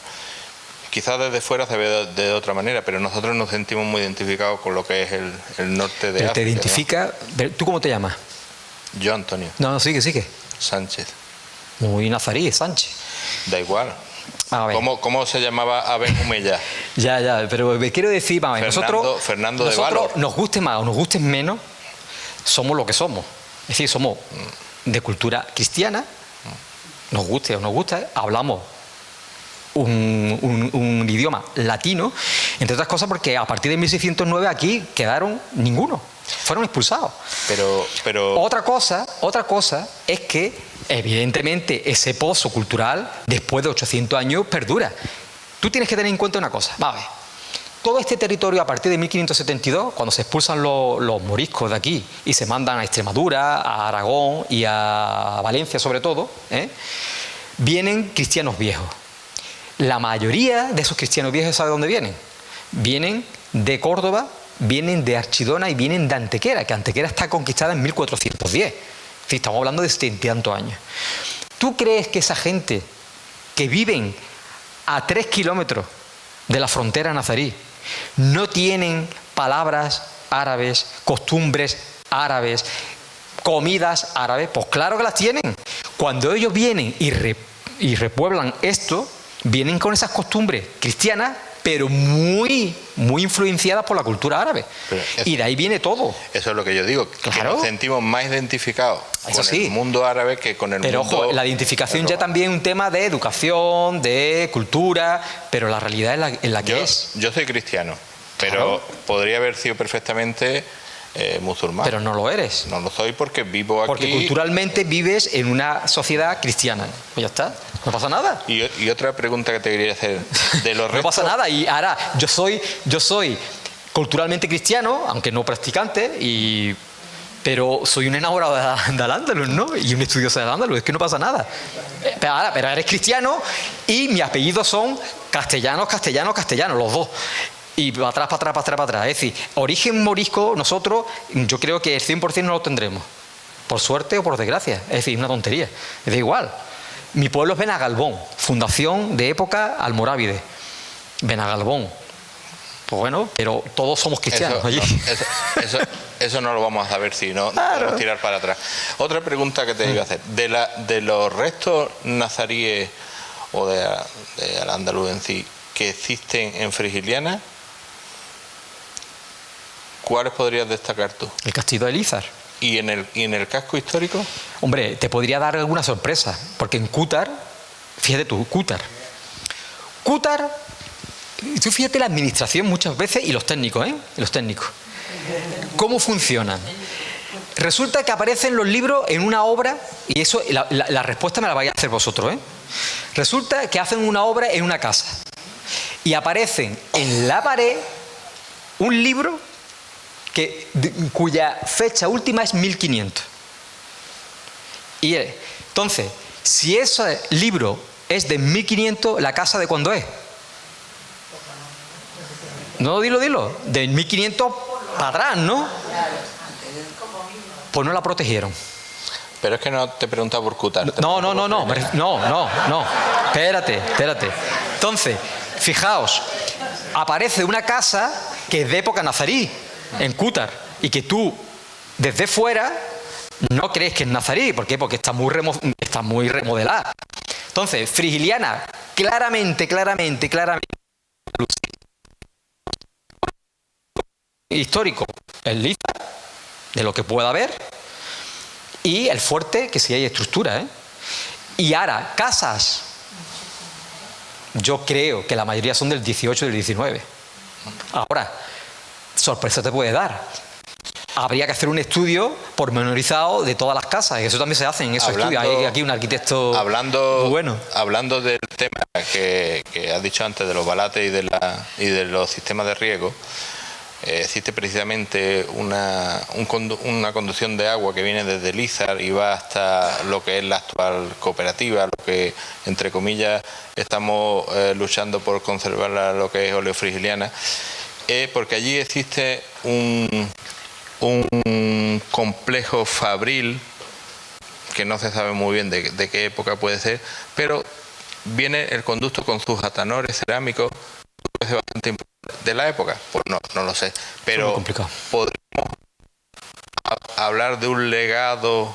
Yo creo que sí, porque las huertas al final son huellas que sí son más perdurables, porque se han seguido utilizando durante generaciones con muy pocas modificaciones. Ahora, las redes de acequia y eso sí pueden tener bastante alteración porque se rompen, se remodelan, pero bueno, ahora hay unos estudios muy interesantes en Granada de toda la acequia de la Alpujarra, de la que abastecía la Alhambra, y son originales, ¿eh? Pocos atanores existen, pero los que existen vienen desde Lízar, bajan unos por la Chorrera, otros van en dirección a lo que es la Almazara, y era el sistema de conducción de agua potable, entre comillas, porque el sistema de riego iba por la pero y acequia. También hay que oír de una cosa que es muy peligrosa y que hay una epidemia también en la Sarquía, ¿eh? Estoy hablando sobre todo de la Sarquía, que es que ahora todo es árabe también. El pozo árabe, el puente árabe, y tampoco es así, ¿eh? No, pero no. Ojo, hay que hacer estudios con gente seria, con excavaciones arqueológicas. No te estoy yo diciendo de que sea, te estoy diciendo las connotaciones que se dan en referencia al sistema hidráulico. No, sí, eso habría que hacer un estudio. Entonces, en la propia Almazara, la propia cooperativa, hay dos antiguos almazaras o molinos o lo que sea, que serían dignos de estudio por su resto y lo que... Claro, mira, por ejemplo, en Cútar, y digo Cútar porque es un tema que sí manejo, en los libros de apeo de mí, entonces tenés gente buena aquí. El libro, además, estoy súper cabreado con la gente de Cútar, ¿no? Por eso. En mi sentido, los libros dice, y a la entrada de un molino que es de época andalucía. Y había un molino. Claro, ante la duda que hemos hecho una excavación arqueológica. ¿Y qué hemos deducido? Que no es el molino andalusí. Pues ya está, no pasa nada. Pero ya sabemos que ese molino no es de época andalusí. Es decir, que no es el molino que hablaban los libros de apeo. Pues eso es lo que hay que hacer. Si hay algún edificio emblemático que hay ciertas dudas, pues hacer excavación arqueológica, que es la que no te va a engañar jamás. Las fuentes escritas engañan, las fuentes arqueológicas nunca. Otra cosa es que el arqueólogo sea muy malo e interprete mal. Pero la excavación arqueológica es lo que es. Es decir, si hay una casa, hay una casa. Pero tú ya que estás por aquí, pues ya aprovecha. No. ¿Alguien más? Bueno. El coloquio da más que para la conferencia, ¿eh? Teníamos que haber empezado con el coloquio y ya está. Y mejor. Sí, últimamente veo balates. No sé qué pasa, que voy en el coche y llevo un tiempo, por ejemplo, cuando se va... Muy bien. Cuando se va por la autovía desde el cruce de Frigiliana hacia el túnel de Torrox, ahí quedan unos balates. Y luego cuando se va por la carretera ya de la costa, ya en el municipio de Nerja, pues hay, Peñoncillo digamos, hay kilómetros de balates que son del mismo estilo que el que cae a mi entendimiento hacia Frigiliana, el municipio de Frigiliana. Son todas, entre comillas, iguales, tienen el mismo estilo de ejecución. ¿Se sabe, resumido, de qué época son? Hombre, yo creo que la mayoría son modernos, pero eso no quiere decir que, bueno, la técnica viene muy de atrás, posiblemente de época andalucía. Además, sabe mucho de balate, tú podrías contestar mejor que él. Pero yo cuando hablo sobre todo del estudio de las huertas y de las redes hidráulicas, no es exactamente lo físico. Porque lo físico, como te he dicho, son estructuras que han estado reutilizadas, reaprovechadas durante muchos siglos, y lo normal es que lo que tenemos ahora sean de reparaciones. Por ejemplo, la calzada romana de Nerja, lo normal es que lo que se conserva no sea romano. El trazado sí es romano, pero eso estuvo funcionando como carretera hasta el siglo XIX. Entonces, lo que tenemos ahora, lo que podemos visualizar son de las reformas que se han hecho posteriormente. Los balates y las acequias y eso, pues lo que vemos físicamente, el atanor, esto, posiblemente sean modernos, pero que seguramente o probablemente ese recorrido y esas huellas fueran de época andalusí. Eso no quita que pueda haber algún tramo que se conserve, ¿eh? Claro. Entonces, eso es lo que hay, ese es el estudio que me parece muy interesante que habría que hacer, tanto en Nerja como en Frigiliana, ¿no? De esas huertas, esas estructuras hidráulicas, los recorridos, de cómo podrían pervivir, ¿no? Desde época andalusí. Hay un documento que lo publicó Paco Capilla del siglo XVIII, cuando hay un enfrentamiento entre el ayuntamiento de Vélez y los propietarios de las tierras, que fijaos que es muy interesante que todo lo que son las huertas de la bajada hacia donde está el Lidl y eso, ¿no? Todas esas huertas que hay allí, pues están los topónimos en el siglo XVIII, todavía están los topónimos andalusíes y dicen el pazo de la mezquita. Fijaos, y la mezquita no se ve, es una huerta. El pazo de la mezquita, el pazo de los baños, el pazo del cementerio. Es que es súper curioso.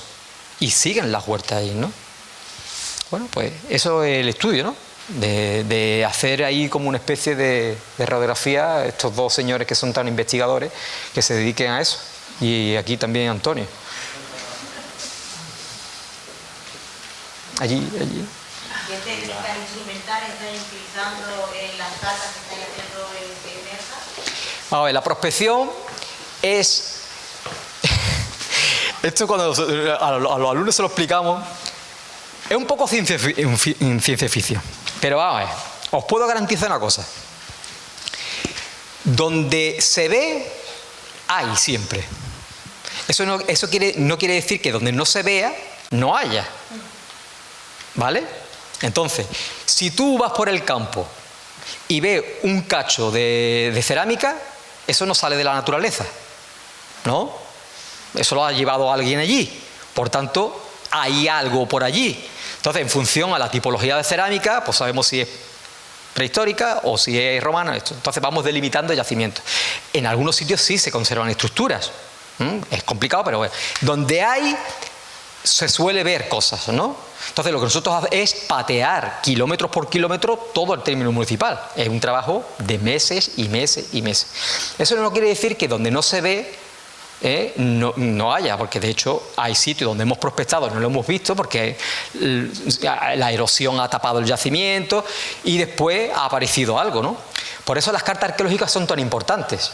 ¿Por qué? Porque tú lo que haces primero, la prospección arqueológica delimita los yacimientos que has descubierto, pero después las zonas que no has visto nada las delimitas también como cautela de vigilancia arqueológica, es decir, una protección menor, pero por lo menos que cuando se haga alguna intervención se cautele y haya un arqueólogo con la máquina allí pegando bocados, ¿no?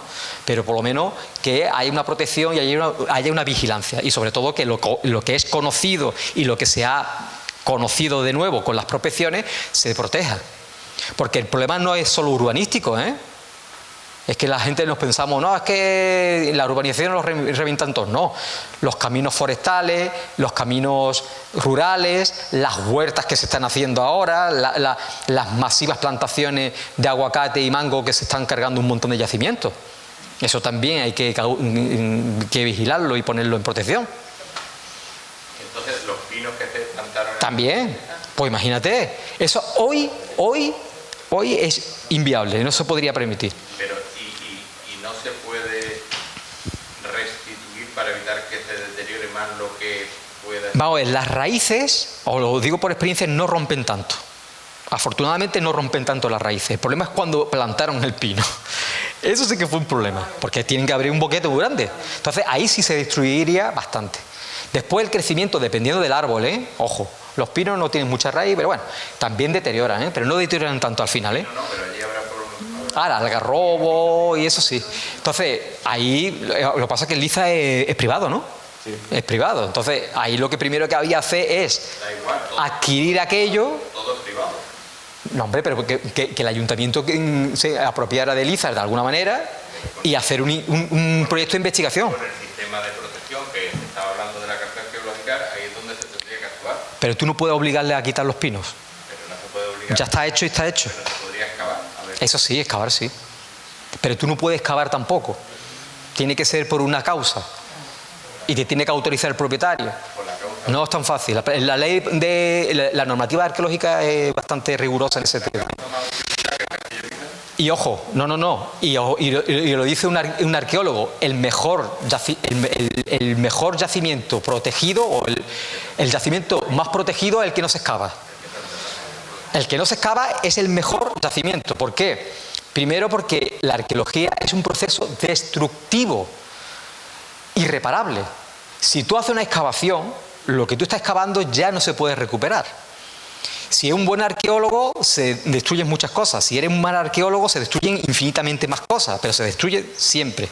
Y después hay que conservar. Es decir, cuando tú exhumas unas estructuras, después tienes que hacer un programa de rehabilitación, de reconstrucción, bueno, depende del sitio, pero que necesita un trabajo posterior de mantenimiento muy grande. Entonces, ¿cuándo hay que excavar? Cuando no queda más remedio. O un proyecto de investigación que sea interesante con un proyecto también de puesta en valor.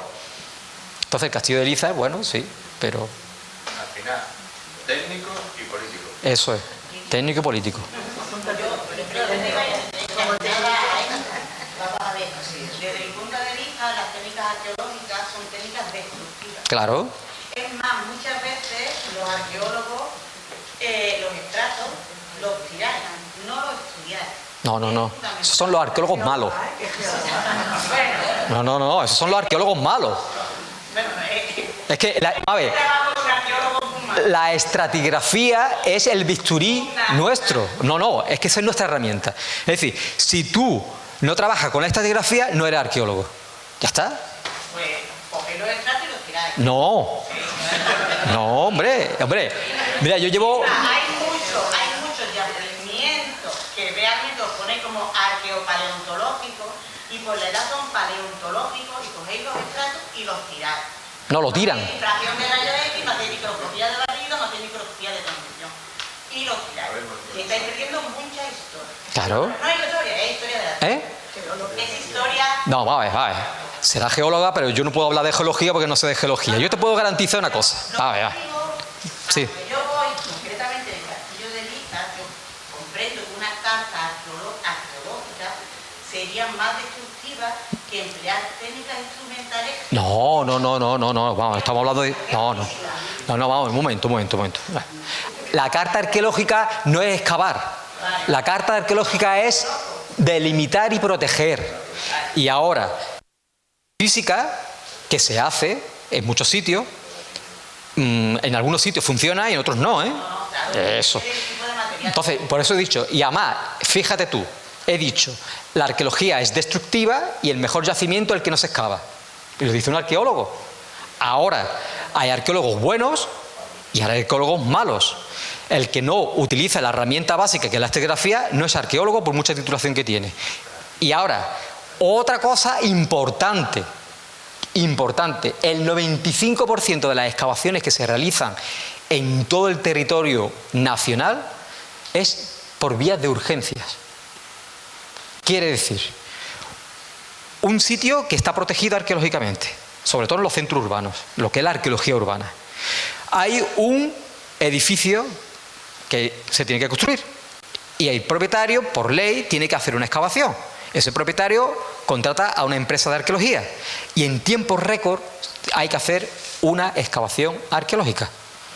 Es decir, en las situaciones y en las condiciones que hemos trabajado, digo hemos trabajado porque yo ya no me dedico a eso, que trabajamos no es normal. Y claro, dentro de los científicos es lo más científico, pero es que no queda más cojones. Por eso es tan importante los proyectos de investigación. ¿Por qué? Porque los proyectos de investigación se trabajan con técnicas distintas, con mucho tiempo, con mucha gente, con muchos especialistas, pero es que no se excava así. Es que hoy por hoy, como está contemplada la normativa, es que cuando tú construyes, tiene que haber un arqueólogo y con unas condiciones muy malas de trabajo. Física, psíquica, administrativa y metodológicamente hablando, ¿eh? Pero es que es lo que hay. Es lo que hay. Con todo y con eso, se hacen muy bien las cosas, ¿eh? En la mayoría de los sitios. Bueno, Juanbu, vamos a hacer una pausa para almorzar y a las 5 nos vemos aquí otra vez.